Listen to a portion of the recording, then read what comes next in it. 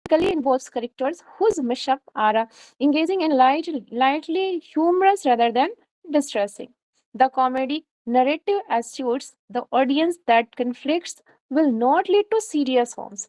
देखिए क्या होता है कि जब कॉमेडी की जाती है, जब वहां पे किसी को चोट आती है कॉमेडी में, तो वहां पे सिंपैथी के बजाय क्या आती है, हंसी आती है।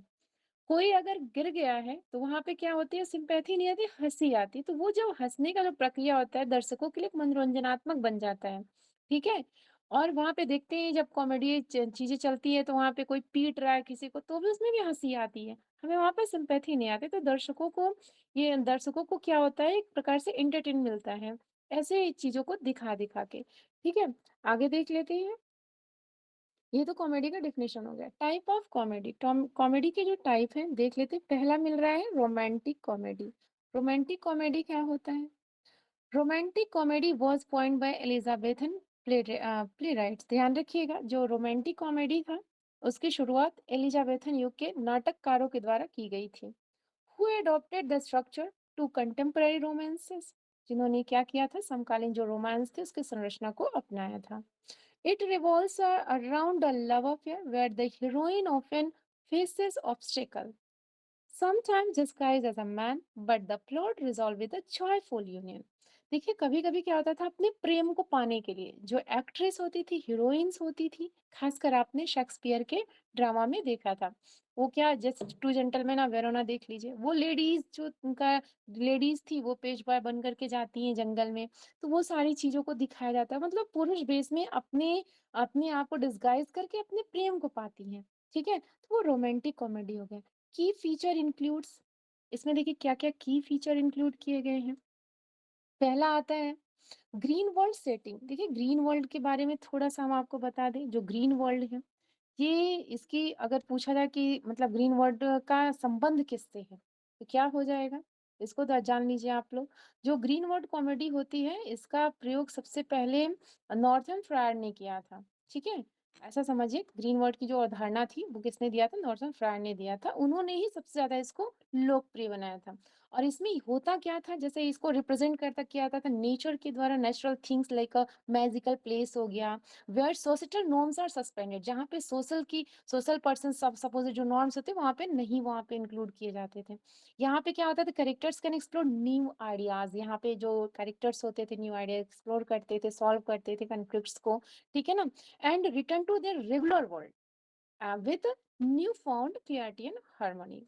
ठीक है, तो ये होता था ग्रीन वर्ल्ड। अगर एक शब्द में ऐसे समझे कि एक जो ग्रीन वर्ल्ड होता था वो अक्सर जादुई स्थानों का प्रतिनिधित्व करता था। ठीक है ना। वहाँ पे चीज़ों को खोजना, समाधान निकालना, ठीक है ना? उसे अपने जीवन में कैसे हमें सामंजस्य बनाना है, उस लाइफ़ को भी, इस लाइफ़ को भी, तो इस टाइप से चीज़ों को वहाँ पे वो करते थे, टैकल करते थे। देख लेते हैं यहाँ पे setting, moving from a societal restrictions to the nature, जैसा कि अभी बताया, of an a magical setting that resolves conflict as seen in As You Like It. जैसे एज़ यू लाइक इट में क्या है, एकदम डिफरेंट है, वहाँ की पूरी ज़िंदगी अलग है, वहाँ पूरे जंगल की चीज़ें हैं। स्टार्ट होता है महल से, आ जाता है फॉरेस्ट ऑफ आर्डन में। मिडसमर नाइट ड्रीम में पूरी फेयरी वर्ल्ड दिखा दिया जाता है, जंगल में वो भी फेयरी वर्ल्ड दिखाया जा रहा है। मतलब जो सामाजिक जिंदगी है उससे इतर होके एक नई दुनिया का वहां पे डिपिक्ट किया जाता है, वहां नई दुनिया की बात की जाती है। क्लियर। आगे देखते हैं।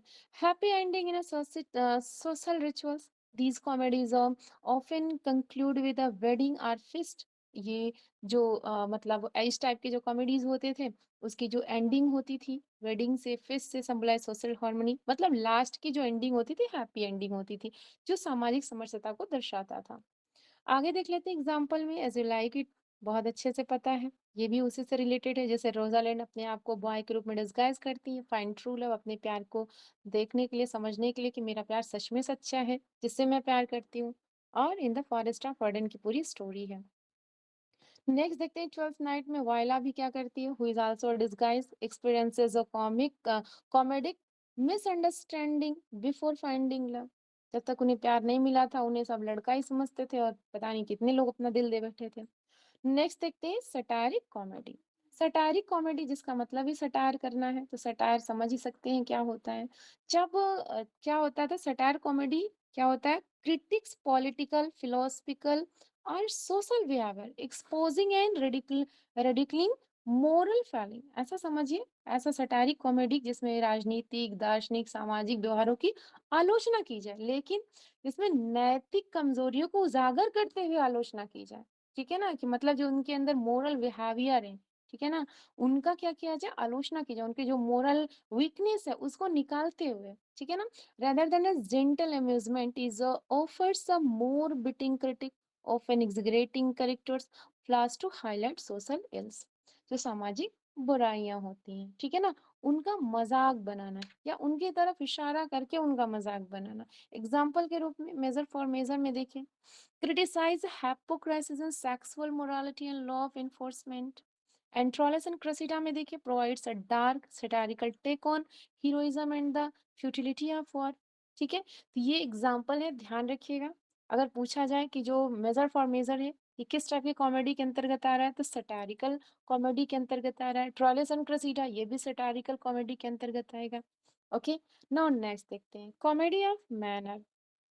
इंपॉर्टेंट है कॉमेडी ऑफ मैनर, ये क्या कहते हैं, रेस्टोरेशन टाइम में बहुत ज्यादा प्रचलित था। Comedy of manner Restoration time में बहुत ज्यादा प्रचलित था। ठीक है, originating from Greek new comedy, जिसका जो ओरिजिनेट माना जाता है ग्रीक न्यू कॉमेडी से, later develop during the Restoration period. This genre explores relationship among the elite with a witty dialogue, repartee central to its humor. It often exposes social pretensions and foibles. ऐसा समझिए कि जो comedy of manners होते थे उसमें क्या किया जाता था, जो उच्च वर्ग के लोग होते थे उनके रिश्तों को मजाक बना जाता था। मतलब ऐसा समझिए बहुत विटी डायलॉग बोला जाता था उनके लिए। मतलब ये हाई सोसाइटी के जिंदगी में जो अप्स डाउन होते थे उनका मजाक बनाया जाता था। ठीक है ना, तो उसी को कॉमेडी ऑफ मैनर के अंतर्गत डाला जाता है। एग्जाम्पल में देखिए, मच एडो अबाउट नथिंग में the clever banter between Beatrice and Benedick, ये आपस में बहुत ही विटी डायलॉग बोलते हैं, एक दूसरे की खिंचाई करते हैं लेकिन बहुत ही विटी तरीके से। ओके, लव स्लेवर लॉस्ट में the play humour centres on verbal play and aristocratic courtship norms को दिखाया गया है। लव स्लेवर लॉस्ट में भी राजा रानी की कहानी है, प्रिंस प्रिंसेस की कहानी है, उन लोग का आपस में जो चलता रहता है। ठीक है ना, आप लोग हैं, ऐसा तो नहीं है कि नेटवर्क इशू आ रहा है जी? No ma'am, everything is clear?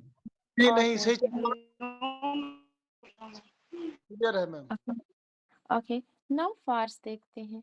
Fars क्या होता है, जब कोई भी चीज बहुत ही ज्यादा हो जाए, एग्जिगरेट हो जाए ना, जैसे farce relies on exaggerated situations, physical comedy and slapstick humour.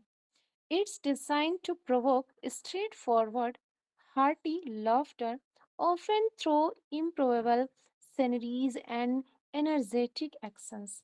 ऐसा समझिए कि इसमें बहुत ज्यादा, चाहे वो शारीरिक रूप से कॉमेडी दिखाई जाए, चाहे स्लैपस्टिक रूप से दिखाया जाए, मतलब बहुत ही ज्यादा चीजों को यहाँ पे उत्पन्न किया जाता है, वो होता है फार्स कॉमेडी के अंतर्गत आता है। एग्जाम्पल के रूप में जैसे टाइमिंग ऑफ द शो में बहुत ज्यादा एग्जिगरेट दिखाया गया है। ठीक है ना, featuring exaggerated interactions especially in the timing scene, जब टैम करता है तो बताता है वो चांद है, सूरज को, हाँ हाँ वो चांद है, चांद है, ऐसा। द मैरी बाय विंडसर में क्या होता है, the antics of Falstaff and the characters farcical misunderstanding drive the humours. Merry और विंडसर में भी वही चीजें होती है, मतलब ऐसी ऐसी चीजें। आप बताइए, पर्सन को आप टब में डाल देते हैं और उसको वहां तक भेज देते हैं, तो क्या उसे पता नहीं, पता सब, मतलब उसको इतना एग्जिगरेट करके दिखा दिया जाता है, वो फार्स के अंतर्गत तक चला जाता है। ठीक है, हाई कॉमेडी वर्सेस लो कॉमेडी। अब हाई कॉमेडी और लो कॉमेडी को समझते हैं।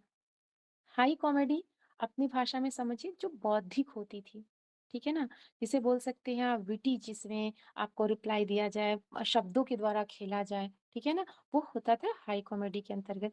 ये एरिस्टोक्रेटिक बोल सकते हैं कि उन लोगों के बीच में बहुत ज्यादा प्रचलित है। लेकिन जो लो कॉमेडी, जो जनमानस थे, जो आम जनता थी, उनके बीच में प्रचलित था। अब देख लेते हैं इसके माध्यम से जो यहाँ पे वर्ड दिए गए, जैसे appeals intellectual, relying on wit, wordplay, and societal critique, aiming for thoughtful laughter। बहुत ही जैसे कुछ ऐसे शब्द होते हैं जब हमें समझ में नहीं आता, सामने वाले तो हँस देते हैं, हम नहीं समझ पाते। तो उसमें वो विटी जो बातें होती हैं, वो सबके समझ के बाहर होती हैं। जो उस चीज़ को समझता है या उस शब्द को समझता है, वही समझ के हँस पाता है। वो हाई कॉमेडी के अंतर्गत आता है ना। This style features prominently in a comedy of manners. ये एक प्रकार से कॉमेडी ऑफ मैनर का ही रूप है, ठीक है? स्टाइल के अंतर्गत आता है। लो कॉमेडी में क्या होता है?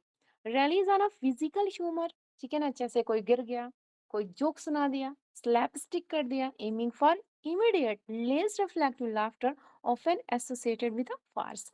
ये फार्स के अंतर्गत आता है और इसमें होता क्या है, चाहे फिजिकल रूप से या जोक सुनाकर या कुछ ऐसी चीजें करके वो हंसी को क्रिएट कर देते हैं। उसमें बहुत ज्यादा दिमाग लगाने की जरूरत नहीं होती, वो देख करके हंसी आ जाती है, ठीक है? और कुछ ऐसी हंसी होती है, कुछ ऐसे शब्द होते हैं जो सिर्फ जो समझ पाता है वही हंस पाता है। तो वो किसके अंतर्गत आएगा? वो हाई कॉमेडी के अंतर्गत आएगा। एग्जाम्पल में देख लेते हैं हाई कॉमेडी में, जैसे मच अडू अबाउट नथिंग में, जैसे बेनेडिक्ट बैटरिस इसी में है ना, मच अडू अबाउट नथिंग में। वो बहुत ही ज्यादा, जैसे बोल सकते हैं, सोफिस्टिकेटिंग लैंग्वेज को यूज करते हैं। वो सिर्फ एक दूसरे को ही समझ पाते हैं। तीसरा या तो उस लेवल का हो तभी समझ पाएगा। लव डुअल उसमें देखने को मिलता है, is intellectually stimulating. Low comedy में क्या होता है? The comedy of errors. यहाँ पे बिना समझे आप हंस सकते हैं कि कौन क्या कर रहा है, उनका हार उनको जा रहा है, उनका चैन उनके पास जा रहा है, वो उनको थप्पड़ लगा रहे हैं, तो वो सबको समझ में आ रहा है, वो लो कॉमेडी के अंतर्गत आएगा, ठीक है ना? उसमें इस मिस्टेकन आइडेंटिटी दिखाई गई है, स्लैपस्टिक एंड मिसअंडरस्टैंडिंग दिखाई गई है, किसकी वाइफ किसके हस्बैंड, मतलब पूरा गोलमाल वो सब समझ में आ रहा है। बहुत ज्यादा समझदार अगर नहीं जो भी है, वो भी समझ जाएगा कि ये गड़बड़ यहाँ क्या हो रहा है, ठीक है? नेक्स्ट आता है comedy of humours, popularised by Ben Jonson. Comedy of humours presents, एक मिनट, पूरा लाइन मेरे से कट हो जा रहा है। ये बेन जॉनसन ने पॉपुलराइज किया था। Comedy of humours presents characters dominated by one personality, yes, trade derived from the four humors। चार ह्यूमर्स बताए गए हैं, कौन कौन से हैं? यस, बताइए फटाफट। हमने उस दिन भी बताया था चार ह्यूमर्स कौन कौन से थे, जिसे बताया गया था, जैसे कि ब्लड हो गया, प्लेगम हो गया, येलो बाइल हो गया, ब्लैक बाइल हो गया, यही तो था। क्यों? ये चार जी ह्यूमर मैम, है, ध्यान दीजिए। यही है हाँ मैम, जी। यही है। हाँ, blood truly aloe vera. such is, हाँ, such as a sanguine or melancholy temperament. Characters are exaggerated to the point of comic absurdity based on their prevailing humor। मतलब ऐसा ऐसा समझिए कि ये जो कॉमेडी ऑफ ह्यूमर है, ये मानव के जो चार शारीरिक जो व्यवहार होते हैं, जैसा कि हमने बताया कि वो चाहे ब्लड हो गया, प्लेगम हो गया, येलो बाइल, ब्लैक बाइल, इसके अंतर्गत इससे प्रभावित होता है। और पात्रों के लक्षणों को दर्शाने के लिए जो एग्जीगरेटिंग थिंग्स होती, चीजें होती है, जैसे बहुत ज्यादा किसी को उदास कर दिया गया तो भी हंसी आ जाती है। मतलब ऐसा सिचुएशन क्रिएट करके उदास कर दिया गया। और बहुत ज्यादा उल्लासपूर्ण जब आप चीजों को इंक्लूड कर देते हैं तो भी हंसी आती है, ठीक है ना? तो ये उसी के अंतर्गत आता है, कॉमेडी ऑफ ह्यूमर के अंतर्गत। एग्जाम्पल में ट्वेल्थ नाइट में, जैसे मालवोलियो बहुत ज्यादा एकदम दुखी होता है, वो मस्त सॉक्स वगैरह जैसे ऐसा वो बताती है, मारिया लेटर में ऐसे ऐसे अपने आप को तैयार करती है, करता तो सब सीरियस है, लेकिन दर्शक को मजा आता, बहुत हंसी आती कि यार ये क्या कर रहा है बंदा। मैरी वाई बंसर में क्या होता है, फॉल स्टॉप का gluttony and lack of self awareness mark, अपने आप को बहुत ज्यादा ना समझ पाने की वजह से वो सारा ह्यूमर में क्रिएट हो जाता है, ठीक है? Now Shakespeare's comedy features mistaken identities and disguise, often used to drive the plot forward, creating humor situations and misunderstanding। जैसे बहुत ऐसे वर्क उनमें है, ठीक है ना, जिसमें कैरेक्टर्स अपने आप को डिसगाइज किए हुए हैं, ठीक है? ट्वेल्थ नाइट में जैसे वायला ने डिसगाइज किया एज ए सजेरियो के रूप में, इसमें रोमांटिक कंफ्यूजन देखने को मिलता है। एज यू लाइक इट में क्या होता है, रोजालिंड ने अपने आप को गायनामेट के रूप में डिस्गाइज करती है, ओरलैंडो का प्यार पाने के लिए, चेक करने के लिए सच में प्यार करते हैं वैसे ही बस फेंक रहा है। Role of women in Shakespeare's comedies, female characters often drive the plot with their intellectual and witty. देखिए उस टाइम में लेडीज को बहुत कम माना जाता था, लेकिन शेक्सपियर ने अपने वर्क में लेडीज को बहुत ही ज्यादा समझदार बनाया, बहुत ही समझदार दिखाया, बहुत ही विटी दिखाया, बहुत इंटेलेक्चुअल लेवल पे ले जाके उनको रिप्रेजेंट किया था, ठीक है? आगे देखते हैं, इज लाइक जैसे रोजालिंड को देखिए, provocative, clever and source of comic relief दिखाया गया है। मच अबाउट नथिंग में बैटरीज को बहुत इंटेलेक्चुअल शो कराया गया है। उस समय पे लेडीज़ों को उतनी ज़्यादा वैल्यू नहीं दी जाती थी, लेकिन शेक्सपियर साहब ऐसे थे जिन्होंने लेडीज़ों को उठाया, उनके कैरेक्टर को उठाया और वहाँ उस लेवल पे पहुँचा दिए कि मतलब पूरी कहानी की जान बन गई वो। ठीक है ना? आगे देखते हैं। Yes, comic relief in a tragedy. Yes, comic relief in a tragedy, इसमें क्या है देख लेते हैं। Even in Shakespeare's tragedy, comedy scenes are strategically placed to offer respite and heighten the tragic elements by contrast. Example के रूप में Macbeth में porter scene uses a low comedy to yes low comedy to momentarily relieve tension after Duncan's murder.